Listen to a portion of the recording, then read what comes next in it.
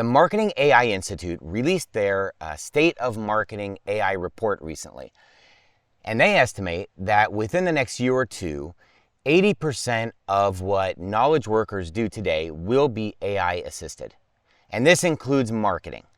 So AI, of course, is advancing faster than most companies can keep up right now.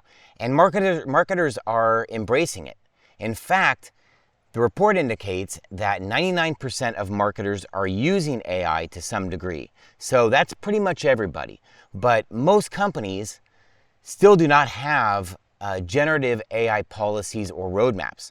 So I would argue, and this report backs it up, that companies are not doing enough to prepare their organizations and their employees for all these changes. The report mentions that 34% of companies currently have AI policies and 19% have roadmaps. Most of those companies are pretty large, and when you look at the segmentation, those are the largest companies in the survey. Now, I think there are a couple issues here.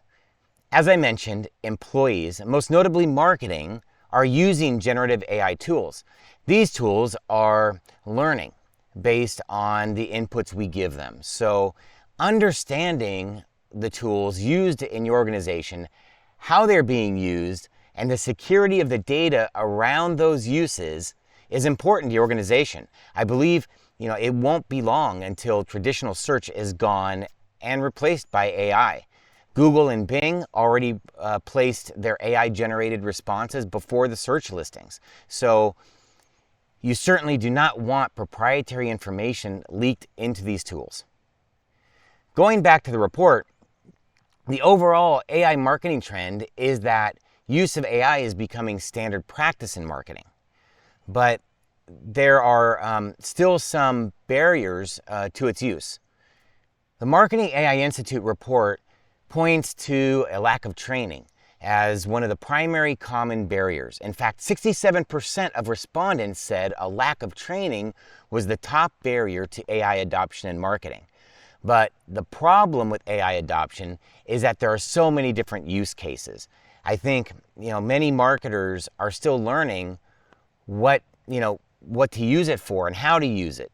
And there is a learning curve involved with prompting, for example. In the beginning, and still sometimes today, it's faster for me to do the work myself after I found myself, perhaps 10 prompts in and still not getting the results I wanted. But as you get better with these prompts, and especially for repetitive tasks, it's a game changer. So as a marketing leader, it's your responsibility to understand the AI landscape.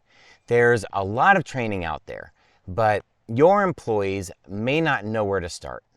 As a leader, you don't have to be the expert on every tool, but you should understand the use cases and be able to provide and direct learning for your staff. For marketing, content is low-hanging fruit, but AI is also helpful for marketing operations, research, SEO, and advertising. I suggest having your team start researching these applications for their respective areas. If they're not already using like ChatGPT, Copilot, or Gemini, I'd suggest starting there.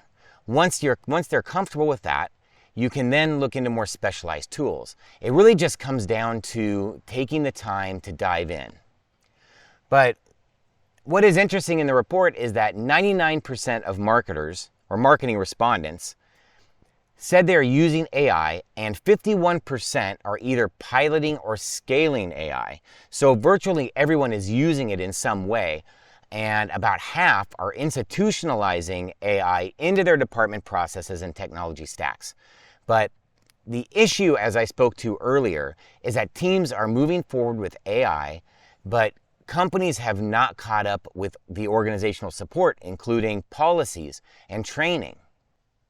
And since there is a strong use case for AI in marketing, there's an opportunity for marketing to take a leadership position. And if you don't have a corporate policy, why not create one for your team? So I would suggest starting by identifying your AI needs and the tools you are using today. As the marketing leader, it's your responsibility to identify and understand how technology is being used, including AI.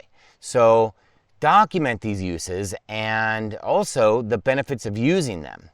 Now, I think your organization will need, a policy to address things like ethical or legal considerations as it comes to data privacy and the like. But it's a good idea to proactively work with your IT counterpart to at least put together a process for vetting and approving of AI technology within the department. For example, you probably do not want employees using personal ChatGPT accounts. You'll want to work with your IT department to define what that looks like and what kinds of subscription levels and security protocols should be in place so sensitive data is not leaked.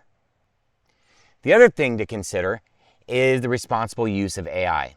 Employees should still be responsible for their output, and they need to know that an excuse like I printed the story and assumed ChatGPT was correct is about as valid, I'd say, as the dog ate my homework.